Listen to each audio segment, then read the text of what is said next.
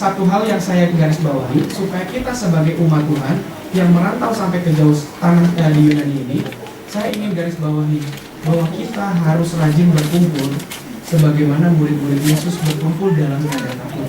Ayat 19 dengan jelas mengatakan mereka berkumpul dalam keadaan takut, kunci pintu rapat-rapat, pintunya lebih dari satu, semua pintu dikunci. Mereka takut kepada orang Yahudi. Jelaslah tadi saya sudah jelaskan bahwa mereka itu dicari oleh orang-orang Yahudi. Bahkan kalau Bapak Ibu baca di Kisah Para Rasul, di sana ada satu tokoh yang mendapat surat kuasa untuk membunuh orang-orang Kristen, untuk menangkap orang-orang Kristen. Namanya kita semua tahu, karena dialah tanah Yunani ini bisa menerima Injil. Nah, ada tokoh seperti itu. Nah, orang-orang murid-murid Yesus, mereka berkumpul dalam keadaan takut, tapi Tuhan kasih berkat kepada mereka semua. Dan inilah yang saya lihat, di saat Bapak Ibu berkumpul di gereja seperti ini, kita beribadah setiap hari Minggu, atau di persekutuan doa kita ibadah, atau di doa-doa ibadah lainnya antara hari Senin sampai hari Sabtu. Di situ pun Tuhan akan memberkati kita. Dari contoh yang saya akan kupas hari ini adalah Tuhan memberikan 5 berkat kepada murid-murid Yesus. Dan saya percaya juga berkat yang sama akan Tuhan berikan kepada kita semua. Sekali lagi Bapak Ibu perhatikan di ayat 19, tapi yang bagian B. Saya akan bacakan lagi, inilah berkat pertama yang Tuhan Yesus berikan kepada murid-muridnya. Pada waktu itu datanglah Yesus dan berdiri di tengah-tengah mereka dan berkata, damai sejahtera bagi kamu. Jadi ketika kondisi pintu dikunci rapat-rapat, tidak ada satu orang pun yang ada di ruangan itu bisa keluar, dan orang dari luar ruangan bisa masuk ke dalam ruangan itu. Tapi Alkitab mencatat Yesus masuk ke ruangan itu, menampakkan diri kepada murid-muridnya dan berkata, Shalom Aleichem, damai sejahtera bagi kamu. Lalu kalau lihat lagi di ayat 21, maka kata Yesus sekali lagi, damai sejahtera bagi kamu. Jelaslah di sini kita bisa melihat kalau lihat lagi di ayat ke-20. Dan sesudah berkata Shalom Aleichem, Yesus menunjukkan tangannya dan lambungnya kepada mereka. Murid-murid itu bersukacita ketika mereka melihat Tuhan. Saya melihatnya seperti ini. Inilah berkat pertama yang kita dapat kalau kita rajin berkumpul atau kita rajin bergereja. Berkat pertama yang kita dapat sebagaimana yang didapat oleh murid-murid adalah damai sejahtera. Bapak Ibu sering ucapkan dengan pada saat kita berjumpa dengan orang-orang Kristen, kita ucapkan shalom. Sedangkan dalam bahasa Ibrani kata shalom itu artinya itu sangat-sangat kaya sekali. Kata shalom yang artinya ke dalam bahasa Indonesia adalah damai sejahtera. Tapi arti kata shalom itu bukan hanya sekedar damai sejahtera biasa. Contoh ketika rumah kita diberkati Tuhan, dapur selalu ngepul, makanan tersedia di meja makan, kita bisa berkata rumah kita mendapat shalom.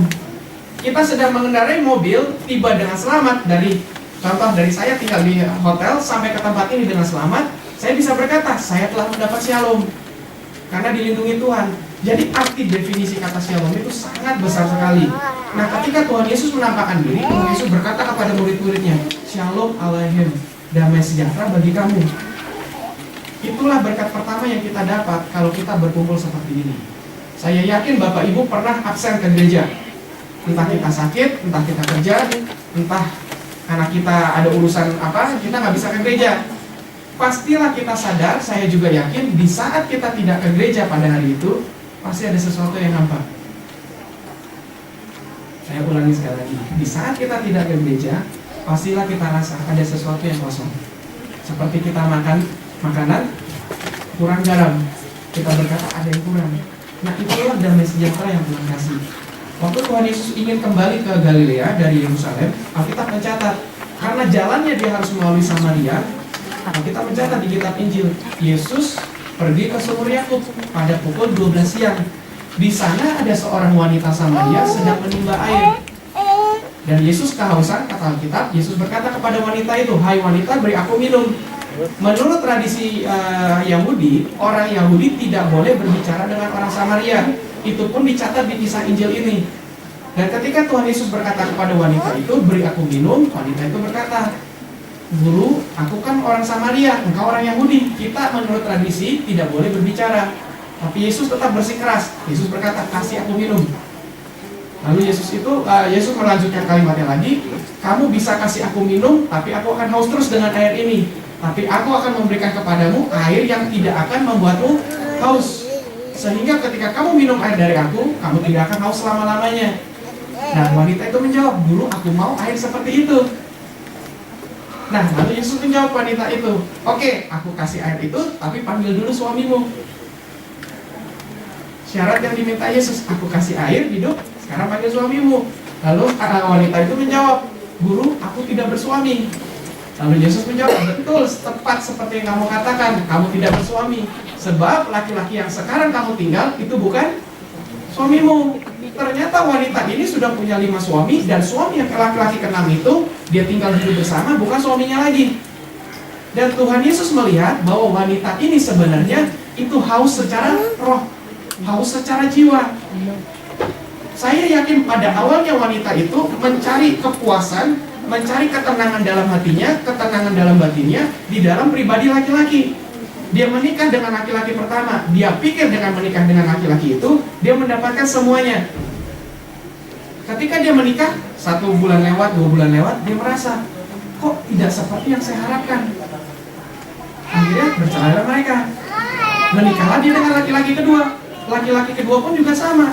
Dia pikir dapat kebahagiaan di sana, ternyata tidak. Sampai laki-laki yang kelima, dia pikir, wah, kok saya nggak mendapat kebahagiaan lagi? Masih ada kehampaan dalam diri saya.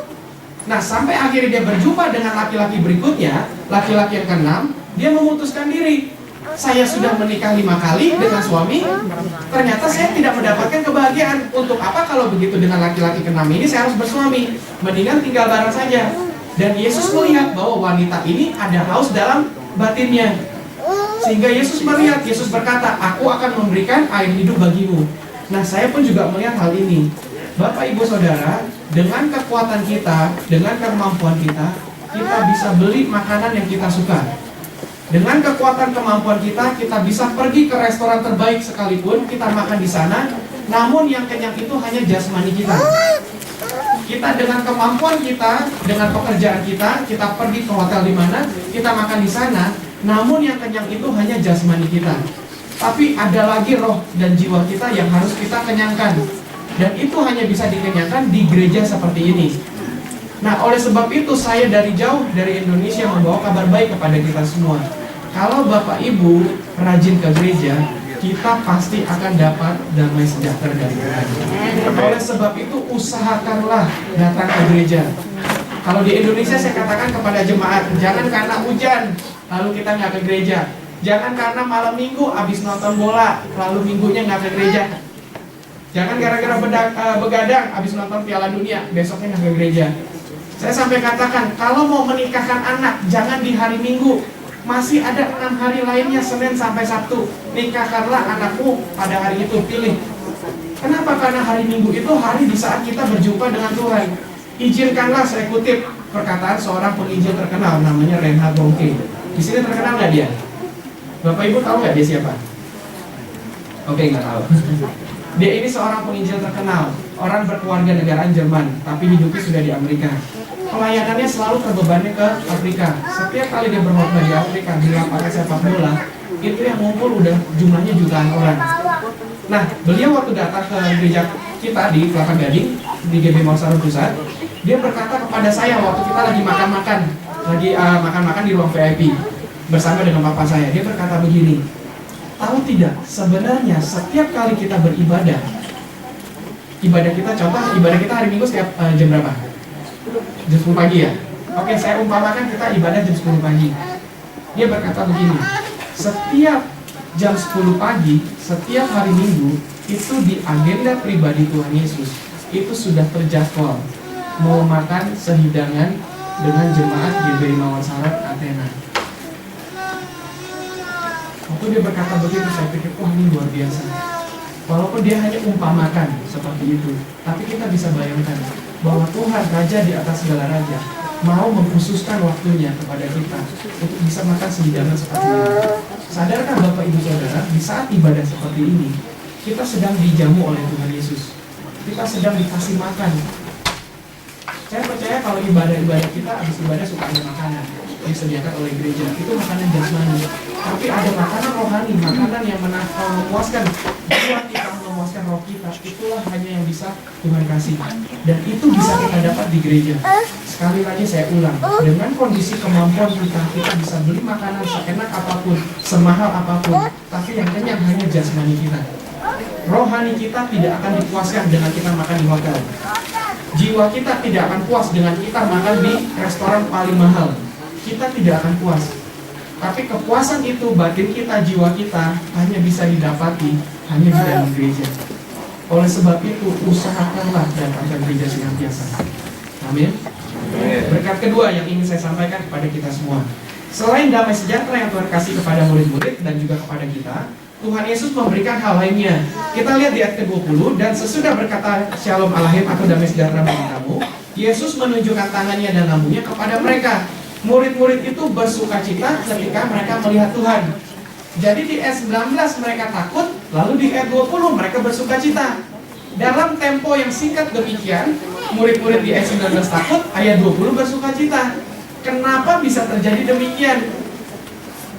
Mereka takut langsung bersukacita karena Yesus hadir di tempat itu. Dan saya juga percaya ketika Alkitab mengatakan di mana 2-3 orang berkumpul, di situ aku ada. Dan saya melihat di sini kita lebih dari 2-3 orang, bukan? Artinya apa? Quorum sudah tercapai.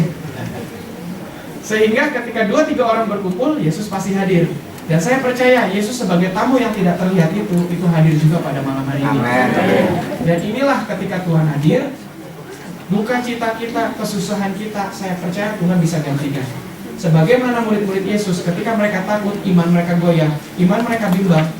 Langsung ketika Tuhan Yesus menampakkan diri, iman mereka bertumbuh. Alkitab mengatakan mereka bersukacita. Saya hanya bayangkan, waktu Tuhan Yesus disalibkan, seluruh murid-murid Yesus ada di bawah kayu salib itu.